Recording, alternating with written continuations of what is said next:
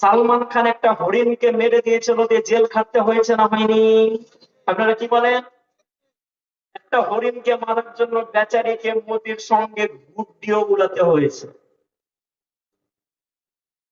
ভুলে যাচ্ছেন যে সব? আমি শুধু মনে করাতে এসেছি। উড়াতে হয় নাই?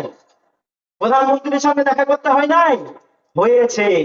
তো একটা হরিণকে মারার জন্য যদি খানের জেল হতে পারে, যারা ভিডিও গেম খেলার মতো রফার বর্ডারে শুধু নিরীহ মানুষগুলোকে, বাচ্চাগুলোকে মেরে দাও, বর্তমানে তাদের কি হতে পারে? গাজীনগরের মানুষ আপনাদেরকে বিচার দিয়ে গেলাম, বিচার আপনারা করবেন। আমাদের যে তিন খান, সালমান খান, শাহরুখ খান, আরেকটা কি আছে? আমি আবার তাদের প্রমোশনের জন্য আছি না। বলবেন হাবিবুল্লাহ ভাই কথাগুলো কি বলছেন? কেন বলছি জানেন? যেখানে 60-এর অধিক দেশে, কত বললাম, more than 60 country in the world, বিশ্বের 60-এর উপরে অধিক দেশ ভারতকে এই জন্য চিনে যে ওটা শাহরুখ খানের দেশ। আপনাকে অনেক ইম্পর্টেন্ট কথা আমি বলেছি। শাহরুখ খান সিনেমা করে, কি করে, হ্যান করে, ফতুয়া পরে হবে।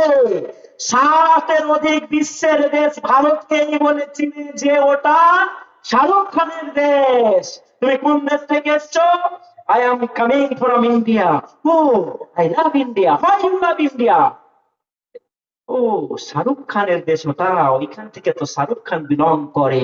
তো সেই শাহরুখ খানের আরেকটা খান আছে না, সালমান খান। সালমান খান একটা হরিণকে মেরে দিয়েছিল, দিয়ে জেল খাটতে হয়েছে না হয়নি? আপনারা কি বলেন? একটা হরিণকে মারার জন্য বেচারিকে মোদির সঙ্গে গুড্ডিও উড়াতে হয়েছে।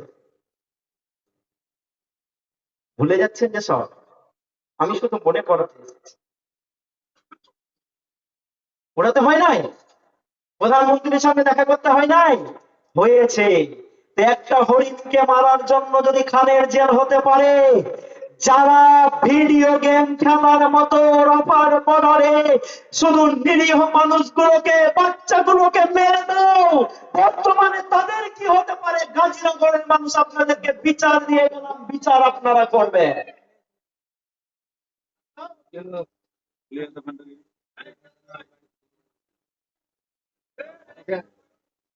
বুঝছেন?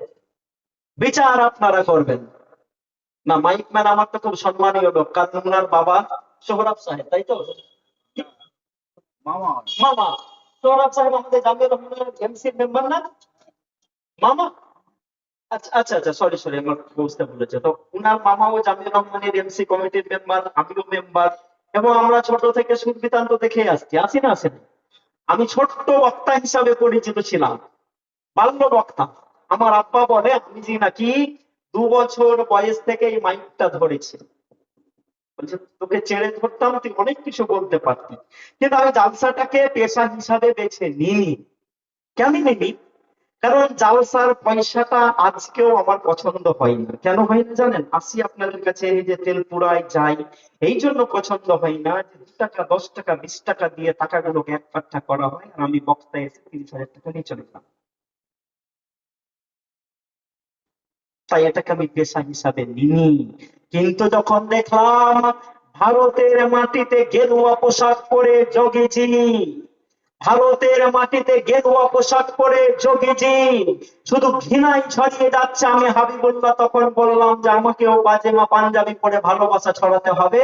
তাই আপনাদের কাছে আমি নেমে পড়েছি, এবং এই বছরে এত জালসা করেছি। গত পরশুদিন 3টা করেছি, না পরশুদিনের আগের দিন 3টা করেছি, পরশুদিন করেছি 2টো, গতকালকে করেছি 1টা, আজকে করছি 1টা। এই করতে করতে 17 তারিখ পর্যন্ত আমার ফাঁকাই না। এবং 2026 সাল আর 27 সালেরও বুকিং শুরু হয়ে গেছে।